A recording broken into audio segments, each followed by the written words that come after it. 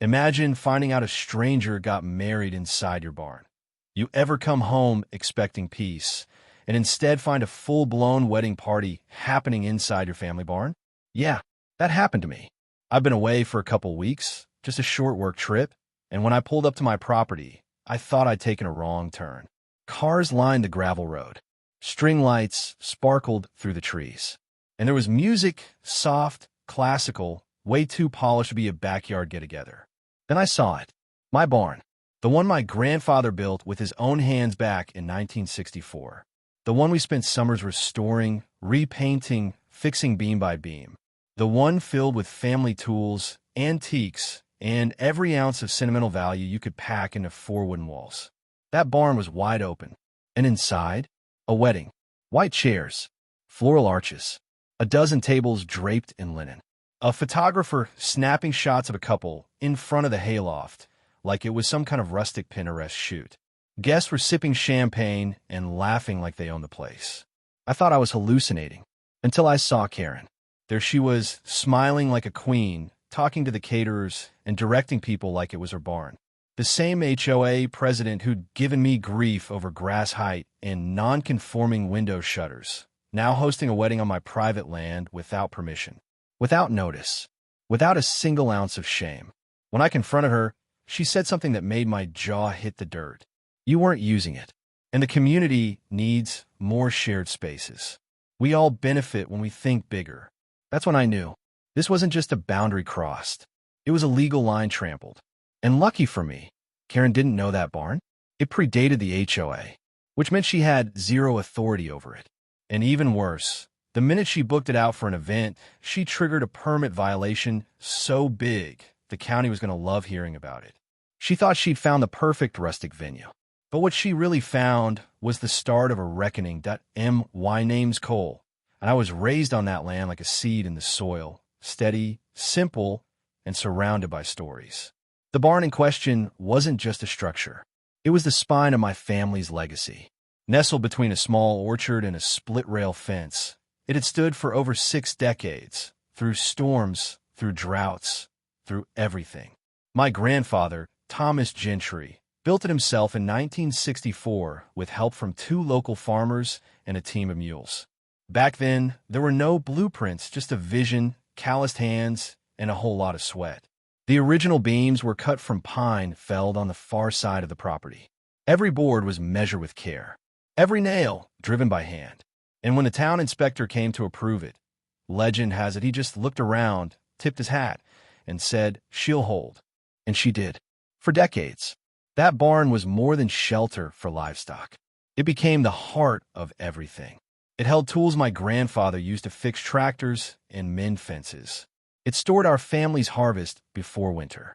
It became a gathering space every fall when we hosted a quiet harvest dinner just for close friends and relatives. And after my grandfather passed, it became a memory vault, untouched for years, with his boots still by the door and the scent of cedar still hanging in the rafters.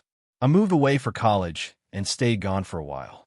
Got into land development and zoning work, the kind of job where you stare at topographical maps and ordinance books more than people. I never wanted to leave the land behind. I just wanted to understand how to protect it from the wrong kind of change. But even as I lived in apartments and moved through cities, I came back whenever I could. Always back to that barn, that house, that place where I remembered who I was. When my parents retired and handed the place down to me, I didn't make big changes. I kept it how it was, the home, the land, and especially the barn. I might have added a solar panel or 2 and reinforced the old foundation with a local crew, but I never once thought to tear it down or lease it out. That barn was personal, sacred, and absolutely not for sale. I visited monthly, sometimes weekly depending on my workload. I'd fix what needed fixing, walk the fence lines, check for pests in the barn, maybe sweep the floorboards and oil the hinges. I'd host 1 or 2 family get-togethers a year, small, quiet, and respectful. No loud music, no rowdy crowds. Just legacy and laughter. That's how we liked it. And for years, no one had a problem with it. The neighborhood, if you could even call it that, had been mostly rural for decades. The HOA was a later invention, formed when newer folks started moving in and wanted to standardize the area. At first, it was harmless, more of a newsletter club than a governing body. They held seasonal potlucks, sent out reminder emails about trash day, and occasionally pooled money for snow plowing or road repair. No one gave me grief. They knew my family had been there long before there was a gate code or a landscaping standard. But like all things infected by power, peace doesn't last long when the wrong person shows up. And that person was Karen. Karen didn't show up with malice, not at first. She arrived wearing a crisp white blouse, introduced herself at the HOA picnic with a perfectly practiced smile, and asked all the right questions. What do you love most about this neighborhood? Do you think our community could use more structure? How would you feel about quarterly standards meetings? Most folks were polite. I was indifferent.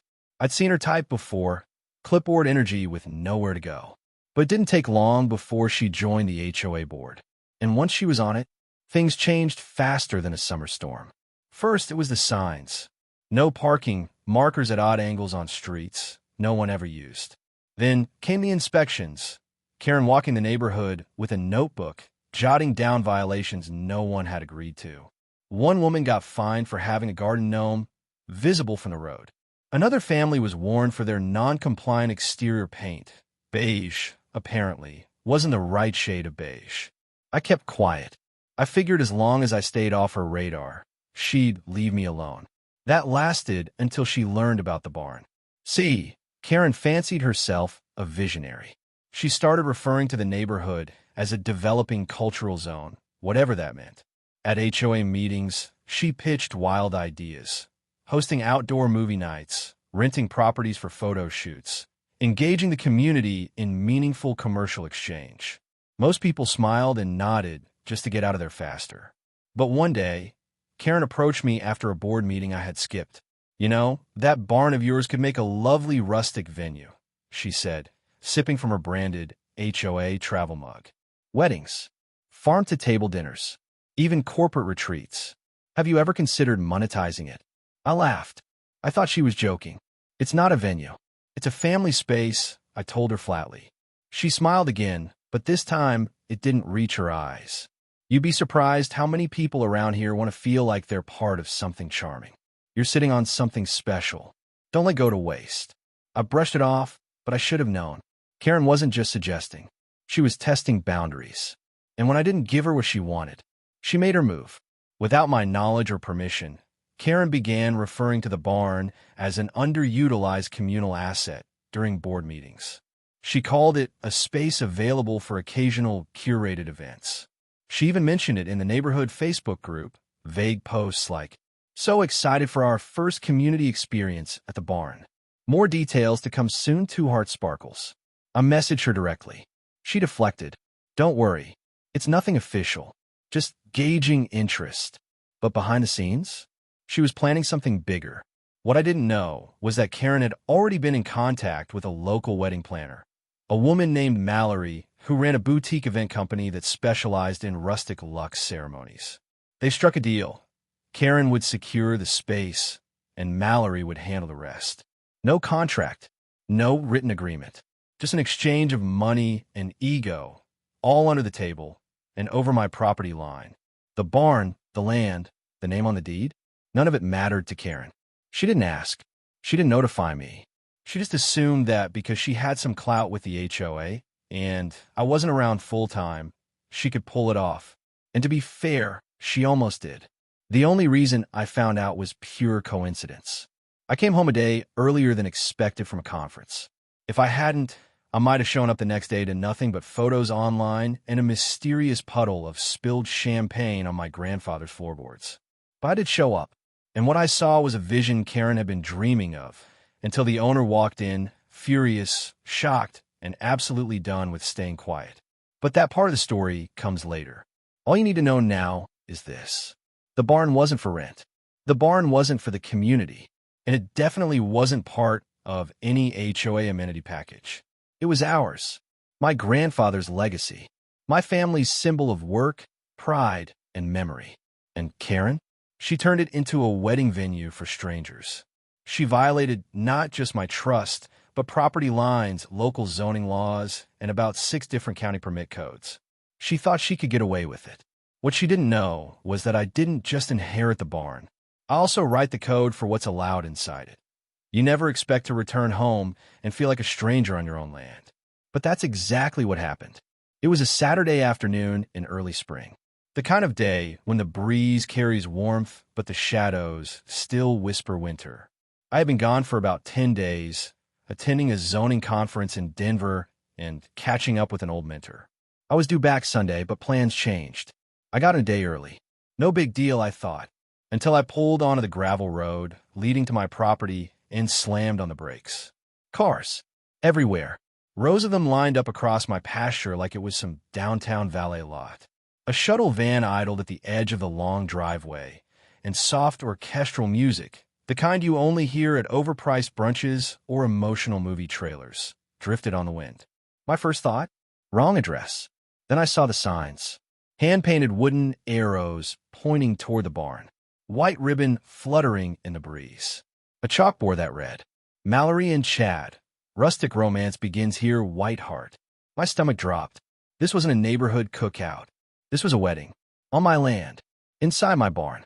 I parked off to the side and walked in slow, silent disbelief toward the structure.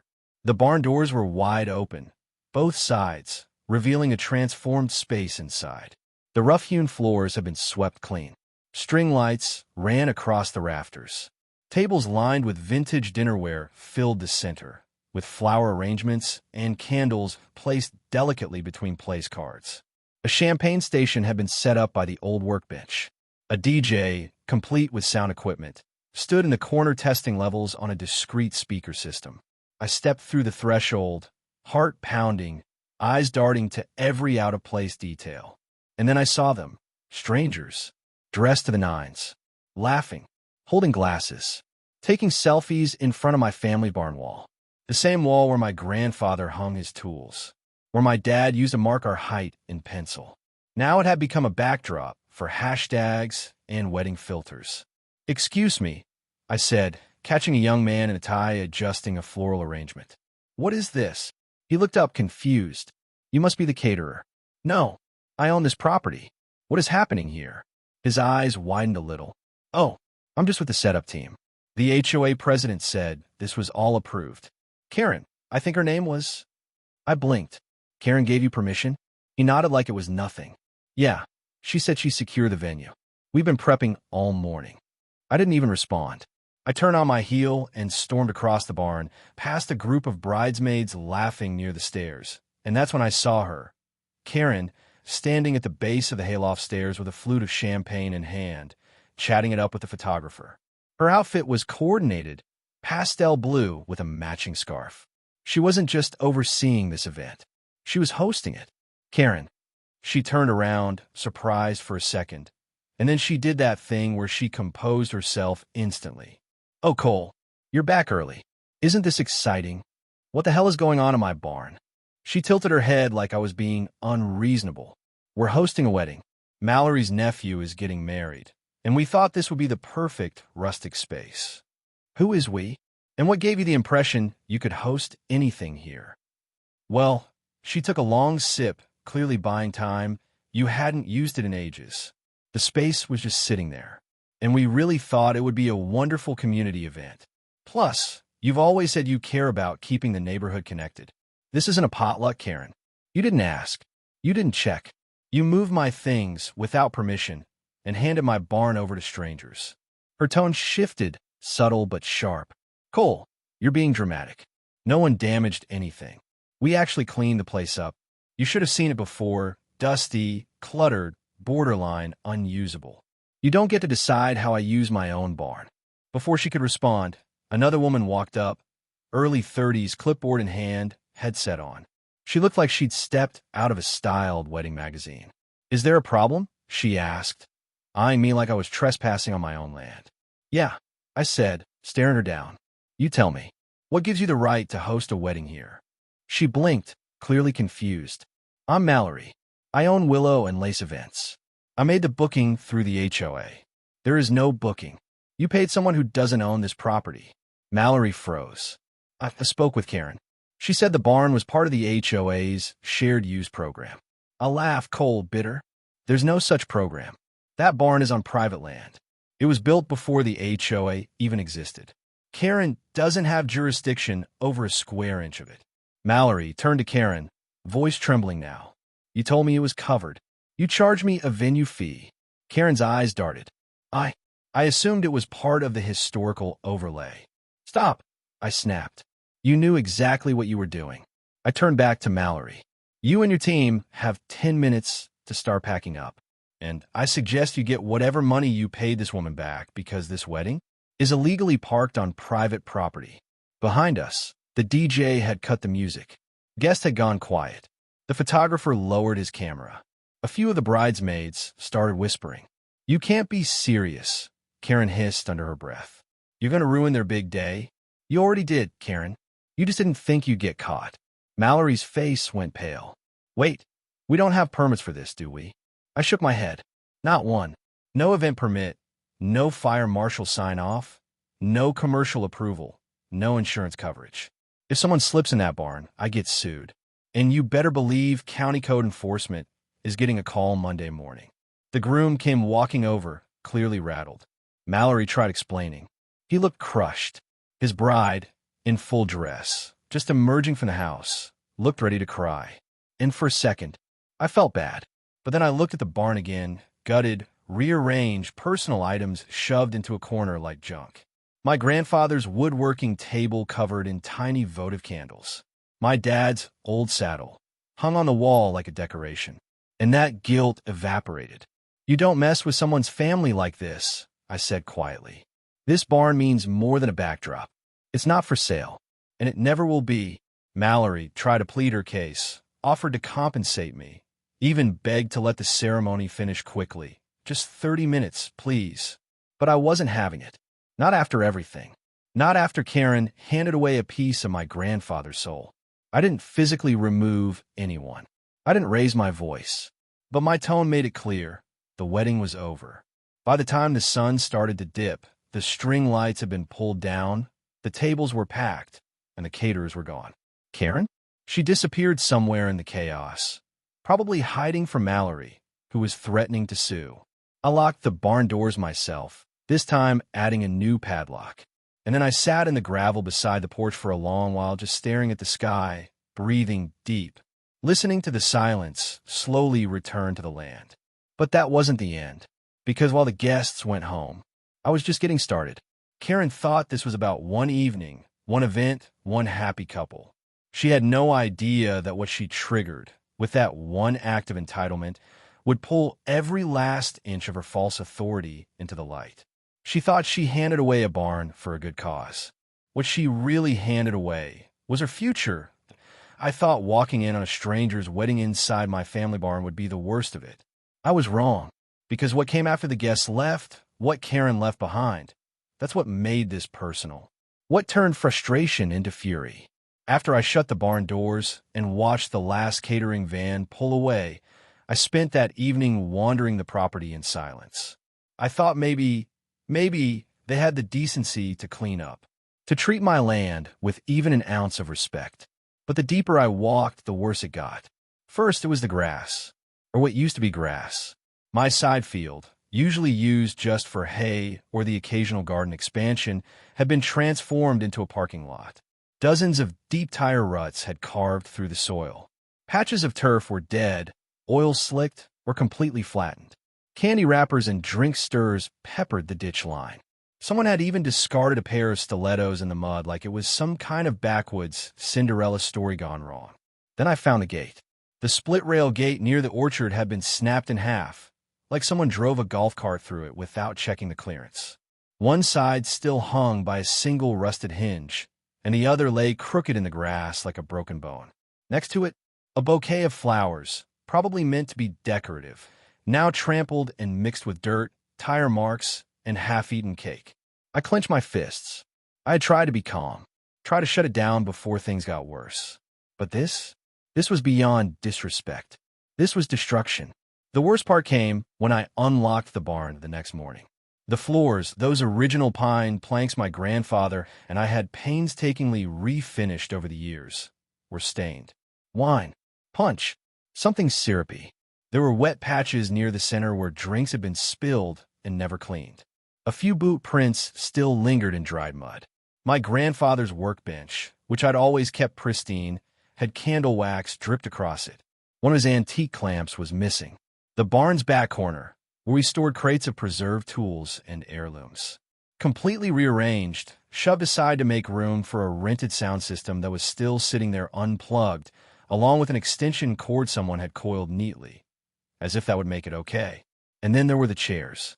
20 folding chairs, left behind in stacks by the hay loft, along with a plastic bin filled with half-used votives, 2 floral centerpieces, and a box of leftover programs, all printed with the words, Mallory and Chad, a love as timeless as this place. Timeless. I nearly laughed, or screamed. Instead, I took out my phone and started snapping photos. Because if Karen wanted to play games, I was done being polite. I documented everything, the damage, the debris, the leftover equipment. I recorded a full walkthrough video and geotagged every single photo. Then I went inside, brewed the strongest cup of coffee I had, and wrote an email. Not just to the HOA, but to the entire board, county zoning enforcement, and the town's fire marshal's office, with all the evidence attached. The next day, before I even got a response, the first wave of neighbor complaints started rolling in. Turns out, I wasn't the only one who had been steamrolled. 3 houses near the corner had filed noise complaints with the county. One elderly couple said the DJ kept the music going until almost midnight, long after the quiet hours established in the HOA charter. Another neighbor had footage of guests wandering onto their property after dark, trying to find the shuttle van. And you'd think that would be enough, that with all this smoke, Karen would finally feel the heat. But no, Karen did what Karens do best. She doubled down. At the next HOA meeting, which I attended with a folder full of printed violations and photo evidence, Karen stood at the front of the community center like she was giving a TED Talk. I know there's been some confusion about the event last weekend, she began, smiling that rehearsed, frozen smile. But I want to be very clear. It was a successful, peaceful event that brought joy to many. The feedback we've received has been overwhelmingly positive, and I believe it could be the beginning of a new chapter for our community engagement efforts. Community engagement. That's what she called it. A trespassing wedding, complete with noise violations, property damage, and a stolen venue, was now a pilot project. I raised my hand. She ignored me. When the board finally gave me the floor, I laid it out, every detail. I explained how the barn was on private land, pre-HOA jurisdiction. I read aloud from the town's zoning ordinance, citing specific laws that prohibit commercial events on residential zoned agricultural property. I referenced the lack of event permits, the fire code violations, the damage to the structure, and the HOA charter's own clauses about overstepping legal boundaries. Karen's face stayed frozen the entire time, just a little tighter. Then she spoke. Cole, I understand you're upset, but let's not pretend the barn was being actively used for anything important. And the fact that people had a beautiful experience there, I mean, doesn't that say something about the space's potential? Maybe it's time to stop hoarding nostalgia and think about what's best for the neighborhood. That was the line that did it. Hoarding nostalgia. Like I was some cranky recluse clinging to junk. I didn't yell. I didn't slam the table. I just stood up, looked her square in the eye, and said, if you ever step foot on my property again without written permission, it won't be a complaint letter next time. It'll be a police report. Some members of the board looked away. A few nodded quietly. Karen? She blinked, set down her pen, and moved on to the next agenda item like nothing had happened. That night, I took a walk down to the barn again, flashlight in hand, just checking for any more surprises. The moonlight hit the corner where the tool cabinet had once stood before they moved it. I imagined my grandfather standing there, arms crossed, brow furrowed the same way I was now. I could almost hear him say it. If they don't respect your fence, build a wall they can't climb. The next morning, I changed the locks again, installed a camera system, and posted clearly visible private property, no trespassing signs across the front gates. But even that wasn't enough. Because despite my warnings, despite the evidence, and despite the growing discomfort among other HOA members, Karen continued to spin her narrative. She sent out a newsletter the next week titled A Celebration of Community, in which she thanked the neighborhood for their support and enthusiasm for the wedding and claimed that future collaborative events were being discussed. Future events? Was she insane? I emailed the board again, this time with the subject line, "Final warning before legal action." I told them plainly, if another event is scheduled or any attempt is made to repurpose my land under HOA authority again, I'd be filing a lawsuit for trespass, damage to private property, unauthorized use, and intentional infliction of emotional distress. I CC'd my attorney, just to make it real. A few members replied privately. One said, "You're absolutely right. I never voted on any of this." Another admitted they thought Karen had my permission. A third sent a simple, "She's out of control." But publicly, the board stayed silent. Karen thought she was untouchable. She thought because she wore pearls and smiled for Christmas card photos, she could twist the truth long enough for people to forget the facts. But I didn't forget, and I had the paperwork. Because here's the thing, when someone like Karen crosses the line, you don't beat them with rage. You beat them with records. And I had just started digging into hers. There's a saying in my line of work. What they do in the dark always leaves a paper trail in the daylight. And Karen? She had left enough breadcrumbs to feed a flock of lawyers. After the HOA meeting where she called my barn underutilized and accused me of hoarding nostalgia, I knew one thing for certain. She wasn't just clueless. She was confident. Too confident. Confident in the kind of way only people who think they're above the rules ever are. So I decided it was time to stop reacting and start investigating. And lucky for me, this wasn't my first time wading through zoning maps and permit registries. It's literally my job. Card index dividers, step 1, county permit records. Early the next morning, I drove straight down to the county office of public development. The clerk behind the counter was an old contact of mine, Pam.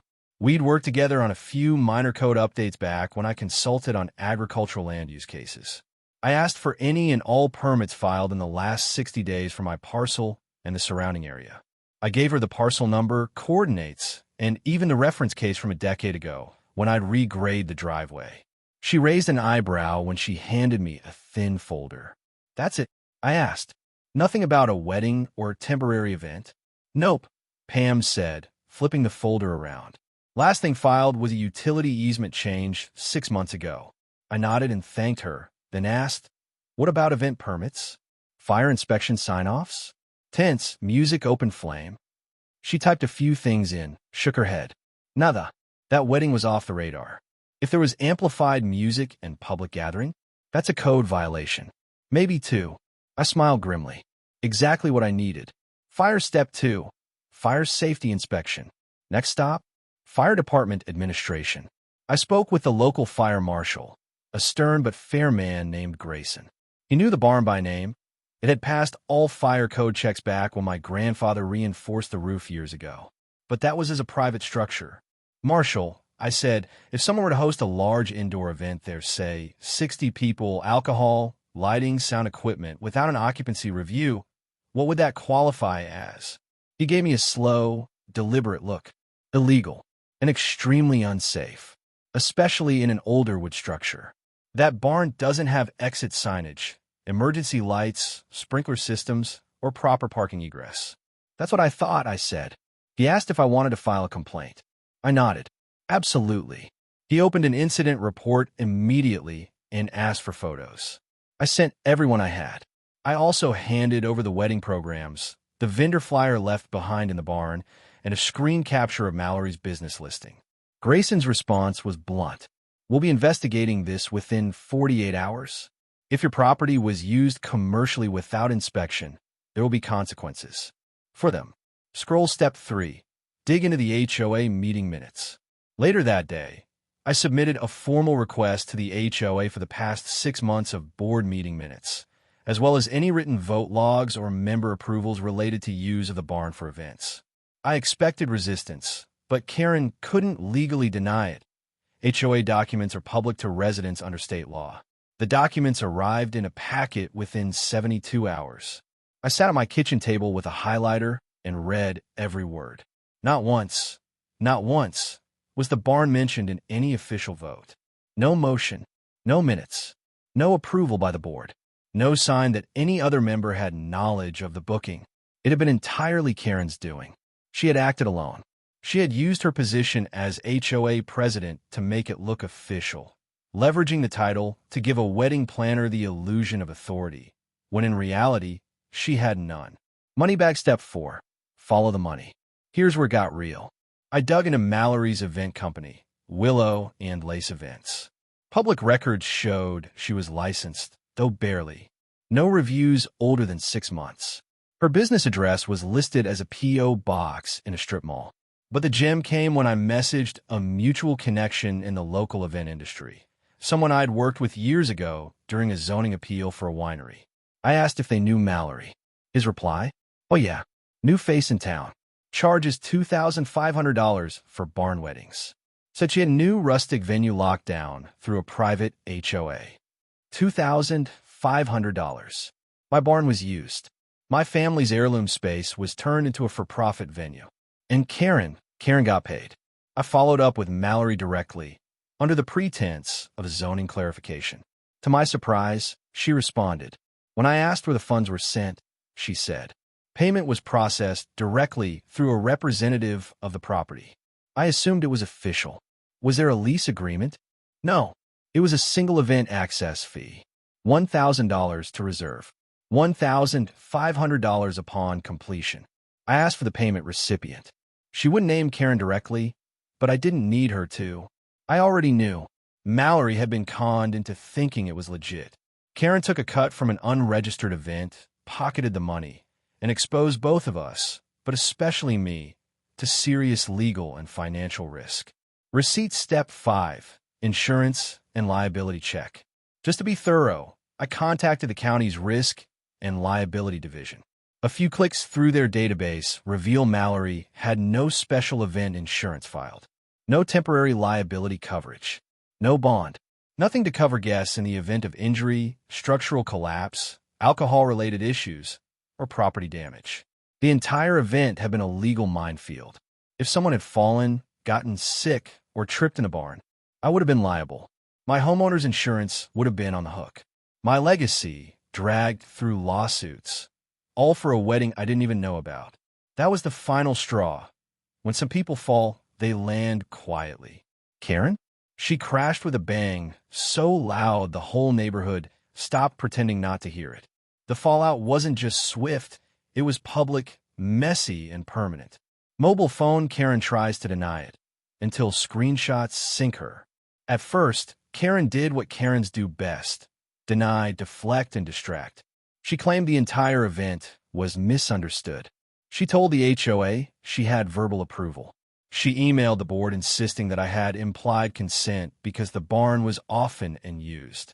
She even tried to twist it as a community beautification initiative. But the evidence didn't care about her version. I had screenshots of emails between her and the wedding planner.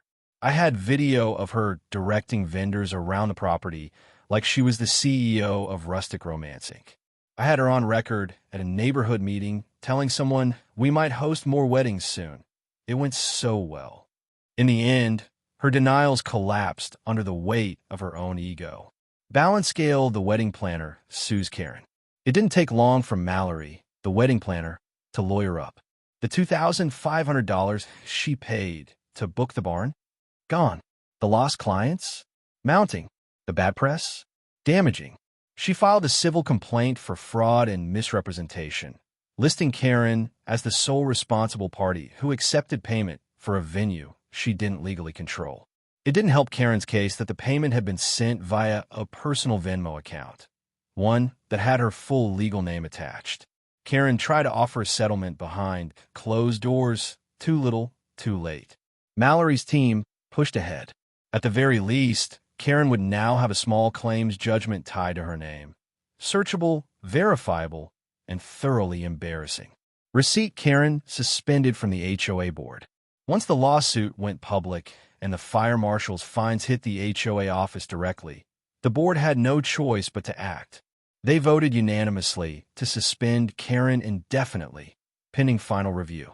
She lost all administrative access, all voting rights. Her name was scrubbed from the HOA newsletter and replaced with a blank line. The next monthly issue read simply, Interim Board President, pending. Her title was gone. Her seat was empty. And for the first time in years, the neighborhood took a breath of clean air. Speaking head neighbors speak up. More shady actions revealed. Karen's fall opened the floodgates. One by one, neighbors who had once stayed silent came forward. Mrs. Langley on Elm Street shared how Karen had fined her $50 for hanging a wind chime too close to her porch light, even though the HOA charter had no such rule. Mr. Patel revealed Karen had canceled his approved shed extension because she didn't like the color of the shingles.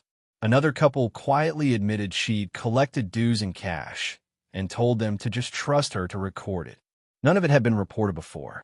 People had been scared, embarrassed, or simply exhausted. But now that they'd seen the queen dethroned, they found their voices again. The HOA board promised to review all prior infractions and complaints. A third-party mediator was brought in, and for the first time in a long time, it felt like the neighborhood was starting to heal. Hammer and wrench the barn, restored, reclaimed, and reinforced. As for me, I fixed the barn. I paid to have the floors sanded and resealed. I reinstalled my grandfather's tools exactly where they'd been. The votive candles were gone, the DJ's wires removed, and the fake rustic signs dumped in the burn pile. And this time, the barn got reinforcements.